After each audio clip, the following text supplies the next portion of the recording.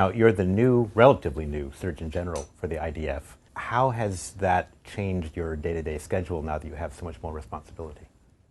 I was the Deputy Surgeon General for almost 2 years. And even as a Deputy Surgeon General, I worked very hard.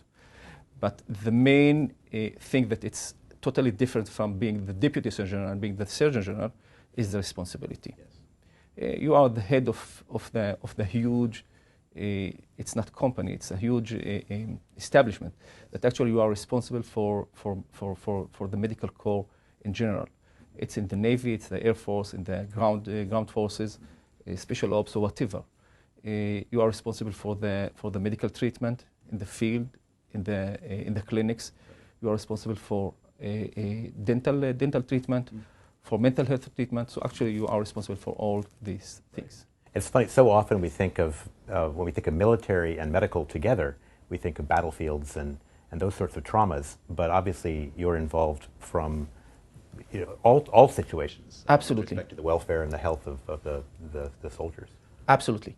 That's right, that battlefield is one of the main issues that we are dealing with. But most of our times are not in the battlefield. Most of our times are in the clinics. Most of our times we are preparing for battlefields. So beside giving treatment for soldiers who were injured in the battlefield, we are responsible also for giving health treatment for the soldiers serving in the bases or they are sick or whatever, right. Either fever or other diseases, and we are also promoting health, which actually is the preventive treatment, the preventive health. So it's very important for us not only to heal them, but also to prevent the death. So if you're responsible for healthy habits to keep them healthy and strong, is it possible, for example, to tell soldiers to stop smoking? That must be challenging. It's very stressful. Absolutely. You get the point. The last year, what we are doing is, and fortunately, we've been able to convince our commanders, including the chief of staff, that smoking hurts, smoking kills, and that's the reason that recently we stopped selling cigarettes at the bases. Oh. In order to prevent from these soldiers to smoke, at least at the bases. Right. We cannot prevent them to smoke at their homes, but we are, let's say, talking about the hazards of smoking. We are talking about the hazards of these things, and besides stopping smoking, we are promoting them to have a physical examination, a screening examination, for example, or physical activity as part of being healthy. Right. So healthy, not just conditioned. Absolutely. It's not healing the diseases, but also bringing them to a healthier state. Right. One of the things that has certainly changed, I'm sure, over the years is the makeup of the Army in particular, but also Navy and other branches from a diversity standpoint. For example, the role of women now compared to 25 years ago, it's certainly quite different in many militaries, and Israel's no exception. Absolutely. Let's say that when I was a young physician in the military 25 years ago, the only female soldiers were my secretary or one of the medics in the battalion, not more than that. Probably a couple of officers, female officers. Nowadays we have a couple of battalions who are mixed battalions and responsible for taking care of the borders. So actually it's more and more females are serving the military, not only as secretaries and rare positions, but rather than that, they are well incorporated in the military. I can say that in the medical corps, 2 of our coroners are females. So 2 of the head of the, let's say the Surgeon General of the Air Force is a female. Mm-hmm. The Surgeon General of the Home Front Command is a female. It's amazing. Yes. Yeah. It's modern. Yeah. And are there women's health initiatives and programs that you've now rolled out in the I.D.F. that maybe would be more innovative than they would have been several years ago? Absolutely right. When they served as secretary or without any physical issues, they were not fighters, or etc. So the medical issues were, let's say, normal. Nowadays, when they are fighters, and actually they are supposed to do more and more physical activities. So actually we are much more aware of that. Let's say when we are talking about, for example, about stress fractures. Stress fractures among females and among males. At the beginning, among females were higher than the ones we saw in the males. And then we had to adjust the physical activity of the females, and to be sure that the scale of the physical activity is going according to their limits. And that's the reason that in the last few years, the rate of the stress fractures among the females had reduced.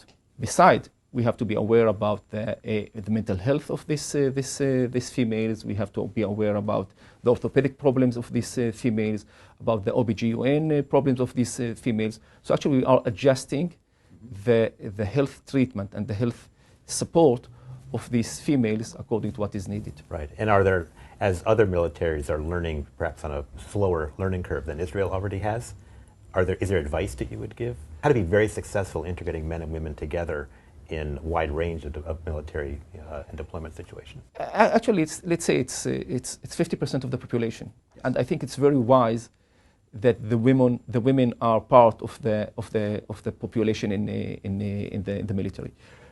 Recently, a couple of female had finished their course for the first time as being armored fighters, and I think it's so that's in tanks. Absolutely. Armored fighters in the tanks. And it was a big issue in Israel, but I think it's a right decision that females can. We have pilots as females. So actually they can do whatever is needed from there. Now, Israel is also a much more diverse country, I think, than many non-Israelis understand. Certainly here in the United States, it's perceived as the Jewish state, but there's a large percentage of the population which is not Jewish. You're Druze, and you're the first Druze, I think, to be Surgeon General. Is that correct? That's right. Can you say more about that? Actually, the Druze population in Israel is one of the minorities in Israel.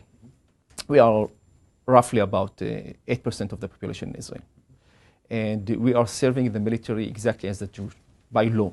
Since 1956, we are serving as we are, let's say, obligated to serve by law. And we are serving the country, and that's right. There are a couple of high positions, high-ranked positions in the military from the Druze population, and that's right that I'm the first Surgeon General who belongs to this community, and I'm proud to be also a Druze member of this community, and of course to be the Surgeon General of the State of Israel, regardless of the fact that I'm a Druze. Yes. So it's being the Surgeon General of the State of Israel. It's by itself, it's a big honor. It certainly is. And the Druze population are serving almost in all the units in Israel, including the special units, including the infantry, the armored and battalion. So it's in all the units. And also in the medical corps, we have a couple of Druze members, but serving exactly as the others. I want to change gears for a moment and talk a bit too about the humanitarian missions that you've been involved with, even before becoming Surgeon General, when you were a colonel, and earlier you led I.D.F. missions to Nepal and Haiti and other places. Tell us a bit about what that experience was like. I think it's one of the amazing experiences that I have as a physician. It's even though before I went, the first time I was involved in this humanitarian mission was to Haiti in 2010, and even though before I had treated tens of soldiers who needed my help, my physical, my medical treatment, it's a little bit different. Going away from your country, and in the case of Haiti or Nepal, it's more than 10 hours of direct flight from Tel Aviv to Kathmandu or to Port-au-Prince, and being the first on the affected country, and building the first field hospital in the affected country, and actually saving lives of people who need us. It was amazing. And working around the clock for 2 weeks or even more than that, and saving more and more lives. And I think it's a sense of pride for all the members of this mission, and of course for me as being one of the commanders of these missions, either in Haiti and being the commander of the field hospital in Nepal in 2015. Besides, we have the very unique situation with the Syrians. Actually, it's also a kind of a humanitarian mission, but it's not 10 hours far away from Israel. Right. It's just on the border. And this is on the border with Syria. Absolutely. Right. And it's obvious that the border, the Israeli-Syrian border, is an enemy border. Let's say that the situation between Israel and Syria is a situation of war since the establishment of the State of Israel. Right. And even though we believe that saving lives have no borders, yes. Saving lives, the hostile border is no more a barrier of saving lives. Yes. It's not remarkable that you were saving lives on the Syrian border. It's also remarkable that there were people from Syria willing to ask for that help. I think it was a very unusual decision of those Syrians who decided in February the 16th, 2013, when they were severely injured, and they decided not to die on their homeland, rather than that to go to the west, to go to this hostile border, right. To go towards their enemies, and they were taught for tens of years that the worst enemy of the Syrians is the Israeli people.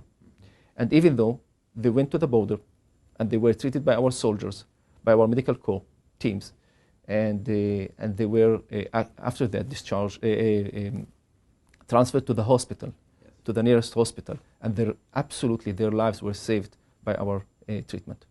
Setting the politics or the geopolitics aside for a moment, and just looking at that as person to person, human being, doctor or medic, yeah. And human being patient. In this case, they're coming from Syria, and there's a desperation in these situations medically. But at the end, is there, in addition to healing, is there also trust that's built, at least among the individuals, or is that saying too much? I assume yes. Let's say I can compare the first Syrians to come to Israel and the Syrians who are coming recently. Until now, we have treated more than 4,000 Syrians in Israel. More than 4,000 Syrians. And I can tell you for sure that the Syrians who came at the beginning, the first 7 Syrians who came to Israel, were very afraid of the fact of being treated by the Israeli people. Sure. And they were very afraid of the fact that they are going back to Syria. Mm-hmm. And somebody will ask them where they have been treated. And by the time when more and more Syrians came to Israel, were treated by the Israeli people, either the military or the civilian medical teams, and they were discharged back to Syria. Actually, it's a trust building. Otherwise, no Syrians will come back to Israel if it was very, very dangerous and very insecure for them, and they are not trusting us. So the first 7 came, and that's it. Yes. That's not the situation. More and more Syrians are coming, and I can tell you that it's not. At the beginning, they were severely injured, and well, they would have to have been severely injured to, at that point, risk it. Absolutely, yes. Absolutely. That's the point. That if they has a toe fracture, they will not endanger themselves to go to the border, to the enemy border, yes. In order to have a plaster on their fingers. So they are severely injured.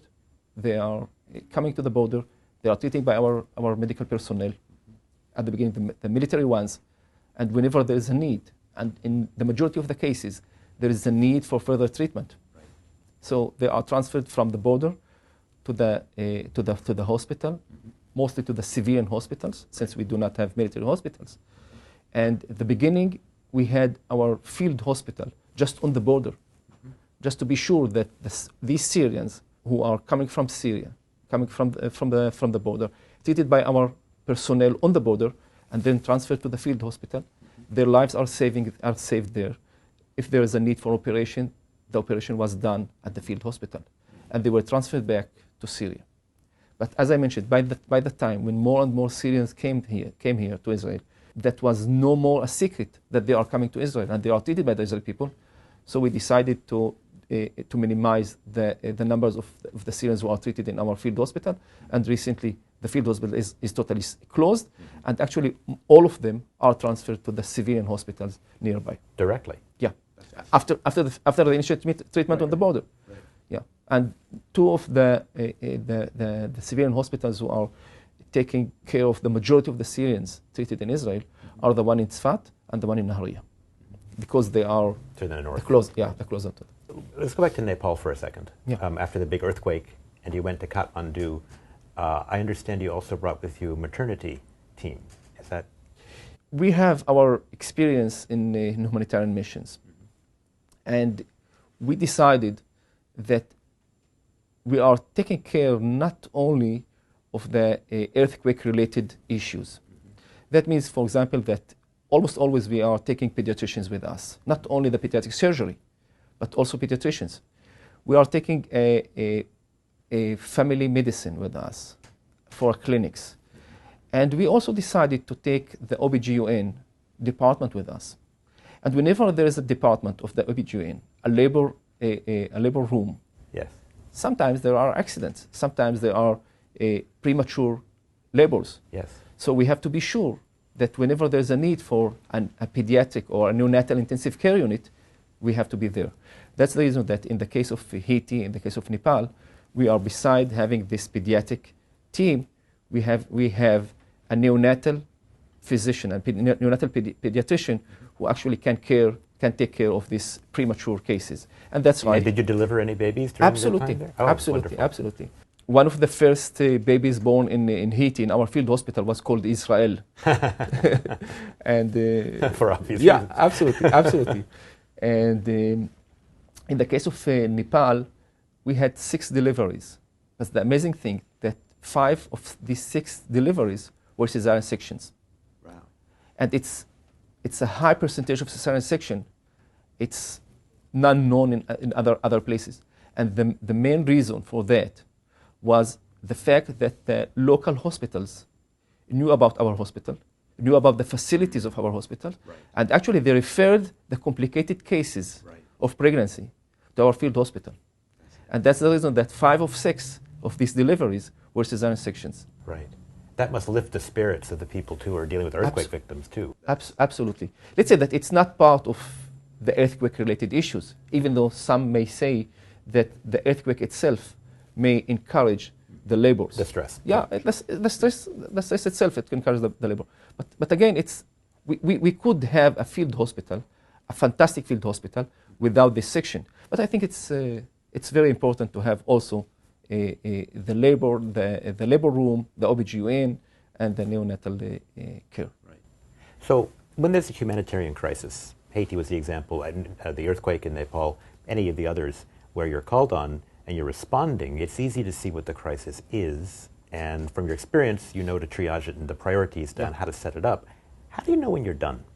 Because these are ongoing humanitarian situations even after the first responders have to go Let's say on. we have to understand that we cannot save the affected country, but we can try to give a hand for the affected country. That means we could stay in Haiti since 2010 until now, and we still have work. Sure, absolutely. But actually, we have the responsibility of giving treatment also in Israel. That's the reason that we are like giving a concentrated help to the affected country. And this concentrated help could be 2 weeks, 3 weeks, 1 month in general. That's the period of time that we are dealing when we are talking about humanitarian missions, when we are talking about our field hospitals. And in the case of Haiti, for example, we were there about 12 days. It's more or less the time that we were in Nepal. And actually, by the time, one of our problems that we are the first to be on the affected countries. In Haiti, we were the first to be there, and we started operating our field hospital within 89 hours after the earthquake. Wow. In Nepal, 82 hours after the earthquake, the field hospital was ready to operate. And so for you to get the team together, get on airplanes and get there in that time period and be set up, that's really quite impressive. It's amazing. It's amazing. Once the earthquake happens, we start to prepare ourselves, the equipment, the personnel, what is needed for that, the airplanes, and all the things. Sometimes we prepare, and there is no humanitarian mission after that. So it's a decision of the government first of all, and of the affected country, that they accept this foreign help. To be able to have this field hospital within 80 hours or something like that, and you have to understand that it's about 15 hours of flight from Tel Aviv to Port-au-Prince or from Tel Aviv to Kathmandu. So it's amazing. And we do not have a field hospital as a military unit. So we have to gather the personnel from the hospitals in Israel, from the civilian hospital in Israel, within a couple of hours, and then the team is prepared, and we are ready to have a flight. Now, with respect to civilian hospitals and the military medical units, how do you coordinate with them on all the aspects of, not just for humanitarian missions, but also for treatment of military personnel and others? We do not have military hospitals in Israel. So actually we are relying on the hospitalization of our soldiers, our officers, our either illness or accidents. We are relying on the civilian system. And there is a wonderful collaboration between the both systems. And I think this is what helps us to ask for medical personnel in cases that we need that. Mm-hmm. For example, in the humanitarian missions, we can ask. I can call a head of the hospital and ask for a neonatologist or pediatrician or whatever. So there is a wonderful relationship between us, and actually we are working in collaboration in a daily manner. And do you still practice as a pediatrician too, in your spare time? I live in a small village in the north part of Israel, so sometimes they are consulting me as a pediatrician, even though they know that I'm the Surgeon General, and since almost 13 or 14 years that I haven't practiced as real pediatrician. But it's like riding a bike. Right. You will never forget that. Yeah. And I still like practicing a pediatrician, even though I do not have time in the meantime. Let me talk to you about a different part of the health mission. And mental health is a significant issue for any population, but for a military population in particular, and PTSD from the traumas and stress of a battlefield or other situations, that puts special demands, I would think, on you and your team. How do you deal with mental health issues in the I.D.F.? First of all, we have a very big and very experienced mental health section in the medical corps. It's under my responsibility also. And we believe that also in the mental health issues, the preventive medicine is the best medicine that can be done. So actually we have such kind of programs of trying to immunize the fighters and the commanders regarding these mental issues. Mm-hmm. And again, the PTSD could arise even tens of years after the events. Mm-hmm. Recently, we had a fighter who came with signs of PTSD, and actually he served in the military in 1973 in the Yom Kippur. In the Yom Kippur War.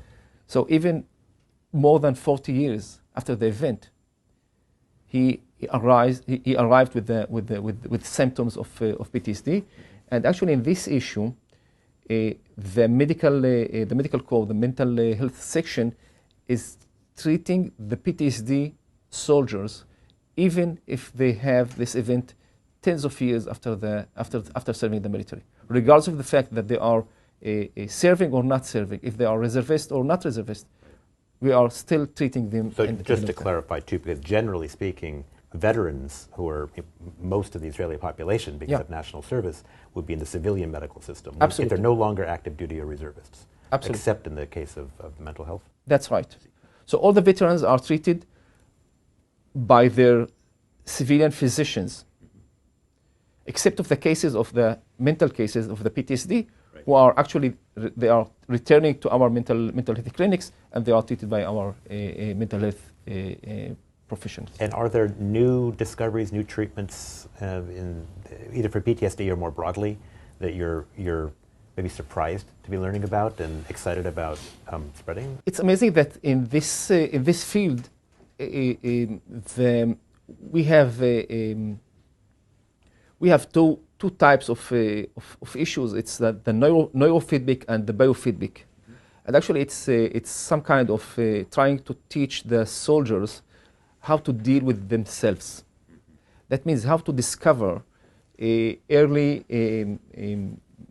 signs of anxiety, of anxious situation, of stress situation, and how to deal with that, how to calm down when you have these signs. Depends on the blood pressure, depends on the pulse, depends on the other things. So we are teaching them how to know themselves better. Right. Both physically, like a sort of somatic therapy. But Absolutely. So it's part of the new things that we are not discovering, but we are dealing with. And I think our mental health section is one of the best mental health sections in the world. I see the numbers of the people who are coming and want to learn of our experience, of what we have done in this area. I guess in Hebrew too, the word for yourself or your soul and the word for breath are the same. And this idea of the soldiers or the others who are suffering from PTSD to settle and breathe and be attuned to that must be quite powerful. I studied in Beersheba, in the Ben Gurion University in Beersheba, and what we have been taught there, that it's the biopsychosomatic activity, that you cannot distinguish the biological things from the psychological things from the body. Right. So actually, that's the reason that we believe that the mental health and the normal, the body health, is going together. What are the biggest challenges you see for yourself, as Surgeon General and as a Brigadier General in the I.D.F. generally, over the next 1 to 3 years? First of all, we have to keep our preparedness for wartime. That's not a secret that one of the things that we are dealing with is our preparedness for emergency situations. And this is what I'm teaching our physicians, our medics, our paramedics, even our fighters in the field. Since we believe that the first responder is, in most of the cases, is not the medic, is not the physician, is not the paramedic, but it's the fighter himself or his colleague. So this is one of the things that we are teaching, that as a first responder, you have to know what to do at the event of the problem. That means to stop bleeding, for example. Right. That's the reason that all our fighters have what we have a tourniquet. So actually, it's part of of teaching them that you cannot wait for the medic. Right. The soldier is the AMT. Absolutely. The first responder is the soldier himself or his colleague. This is one issue that we have to continue dealing with. And of course, the other issue is the medical services. The medical services, because the majority of the time we are not fighting. The majority of the time we are serving. You have to take care about the physical fitness of the soldiers. You have to take care about the preventive medicine of the soldiers, about promoting health issues of the soldier in general, and of course giving the treatment for the illness soldiers. That it's part of the responsibility that I have as a surgeon general. You probably also have to manage a budget, which is fairly complicated. How much is technology helping to make you more productive, and how much is technology an inefficient use of capital, and there are actually better ways for you to fund your mission? Let's say that health costs money.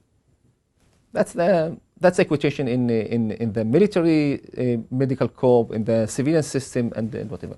And actually, fortunately, if we need something like new equipment, like new techniques or whatever, we can have it.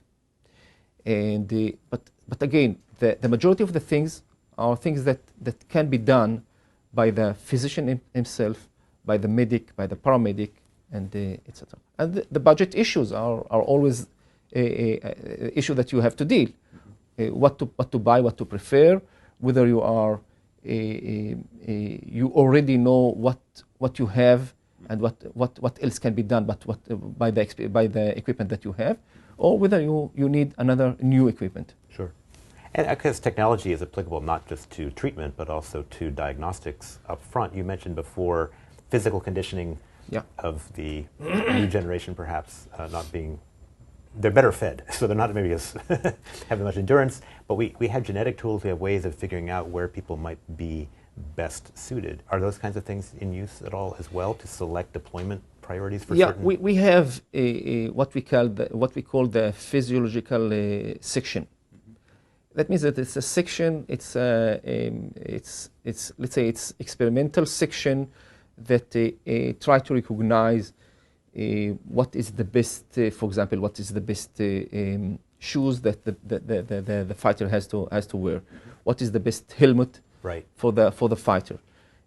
When I'm talking about the best helmet, is the best protective helmet in the one hand, and the weight of this helmet on the other hand.